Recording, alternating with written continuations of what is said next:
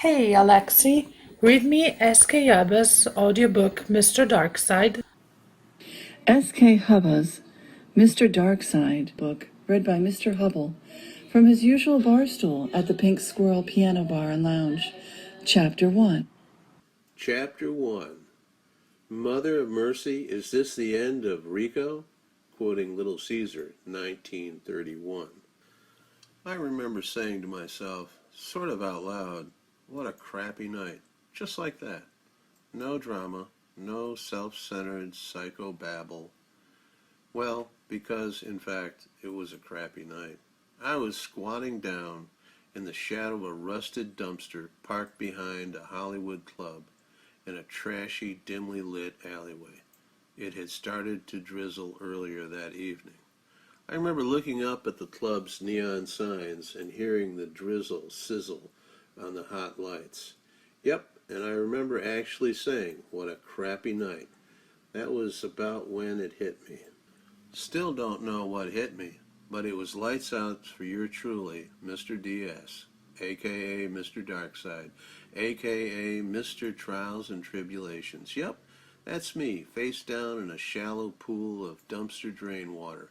I'm the guy in the expensive suit and the comfortable shoes, out cold, in a Hollywood backstreet back alley. Let me tell you about the trade-off between expensive shoes and comfortable shoes. It's a big deal.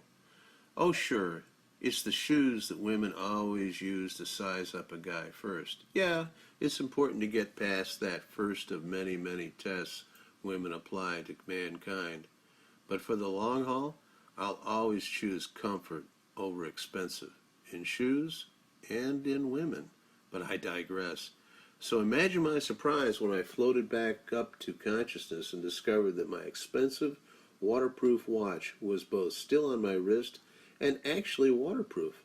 Even more surprising was my expensive leather wallet was still in my jacket pocket, untouched. It was probably my shoes, I thought. This saved me a trip to the emergency room. Yep, my comfortable shoes, but more on that later. She, the client, had been perched on a stool at the I Was Discovered at the Soda Fountain on Sunset Boulevard. The place was allegedly a true reproduction of the 1937 drugstore where Lana Turner was discovered. It wasn't a true reproduction, actually, but hey, we're talking Hollywood, right? We moved from the soda counter to a bistro table out on the sidewalk. The client claimed she had never wanted to get married. I didn't believe her. Of course, I never ever believe the clients about their relationships. I mean, this is Hollywood. Enough said, right? I always believe them about their upfront payments. And I become a true believer when they agree to pay me upfront in cash, small bills, thank you very much. She claimed her hubby had swept her off her feet at one of her favorite nightclubs, that she had finally known true love in her young life. She admitted that it was an April-December marriage. She claimed she had entered marital bliss with eyes wide open. And this is why I never ever believe the client about their relationships. April, December? What the hell? More like early March, damn near Christmas. I had her age pegged as soon as I heard her second full sentence, or rather the lack of any sentence structure at all, when she verbalized her relationship and her desire to exit said blissed marriage. She was very demanding. She demanded that I both listen to why she needed to exit and show that I agreed with her decision. I was up front. I had her upfront payment in cash in my expensive coat pocket, so I agreed to listen. I was blunt with myself that she wasn't paying enough yet for me to give her emotional cover. She spoke in, at best, two-word sentences that usually started with She said that hubby had moved her into a wing of his mega ranch house overlooking the Pacific, the same wing where he had parked his previous wives. I asked if all the said previous wives were still living. I mean, we are talking Hollywood here. She thought my question was silly. I moved the marriage from March, late December to early February late December, kidnapping, cradle robbery. While she ran my listening meter, I tried to prioritize my current overdue bills. It would be tight, but with her up front, no tax cash, I was pretty sure I'd be almost current.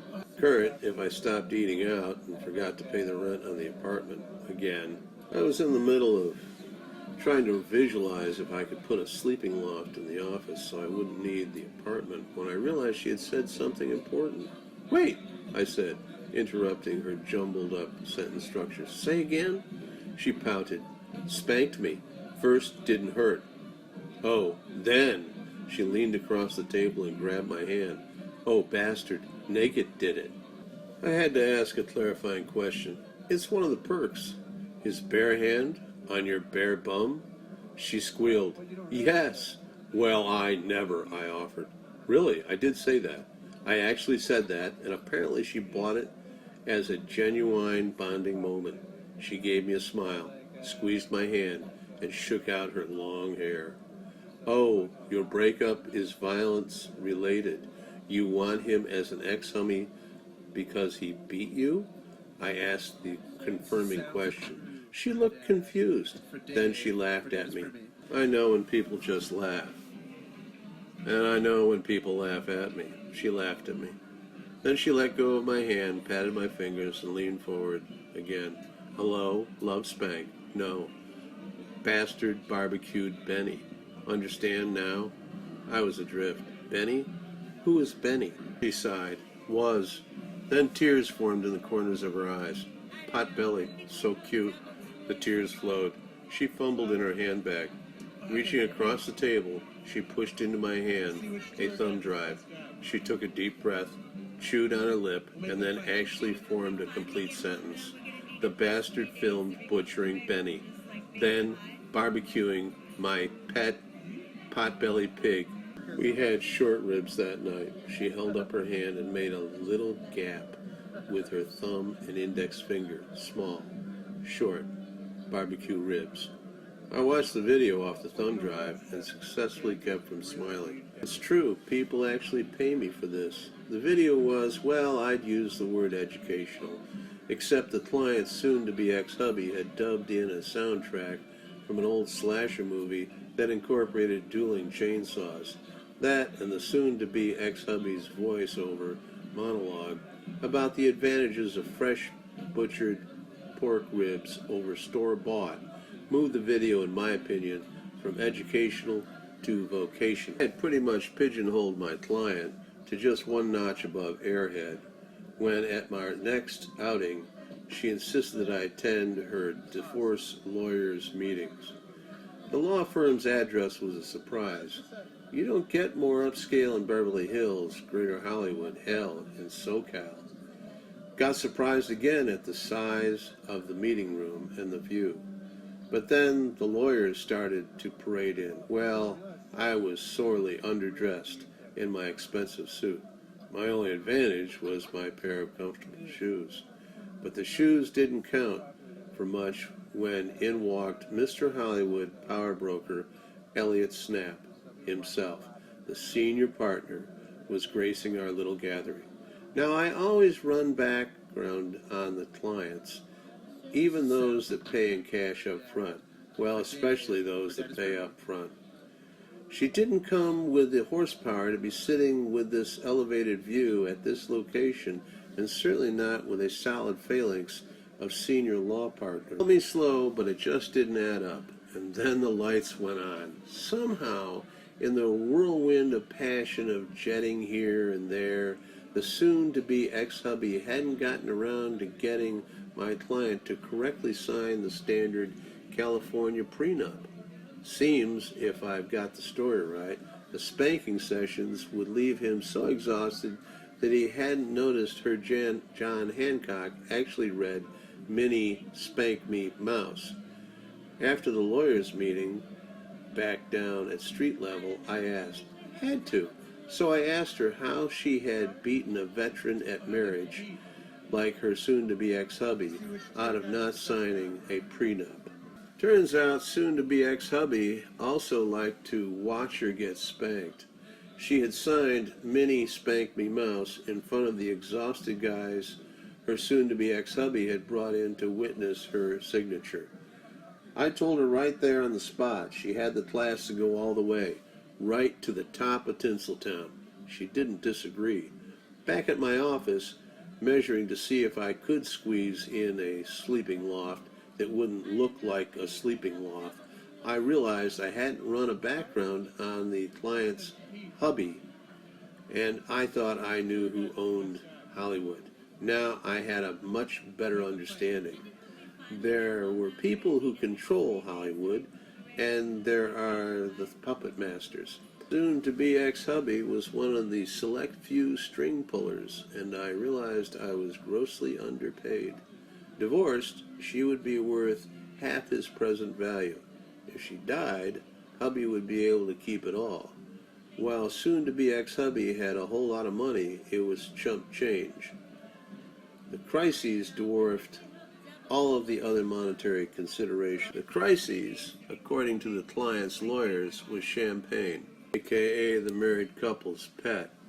For sure, a first world type problem crises.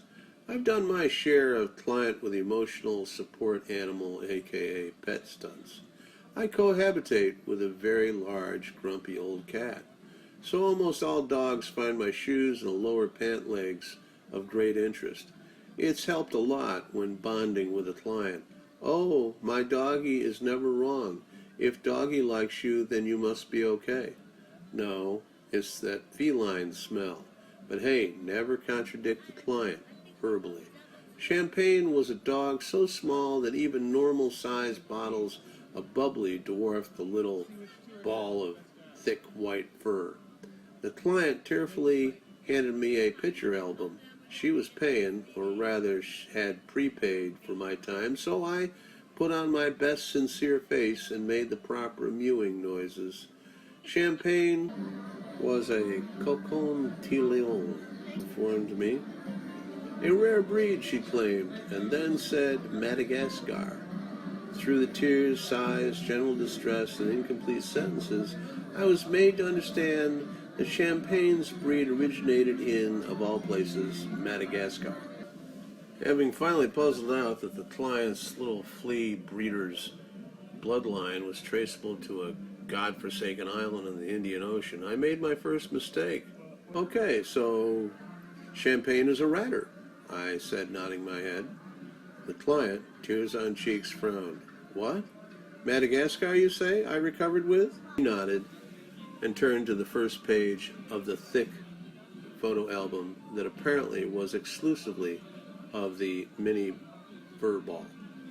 I finally gave up trying to ferret out why the Madagascar canine immigrant was so important to the divorce. I figured if her divorce lawyers were working on a contingency fee, they should be happy to help me help their client by telling me the why behind the Champagne crises. But again, I was wrong. They had no time for a street-level Hollywood dick. Not so for the paralegal, soon-to-be lawyer, smitten by the client. He might have been older than her, but by all appearances was still fighting major attacks of adolescence.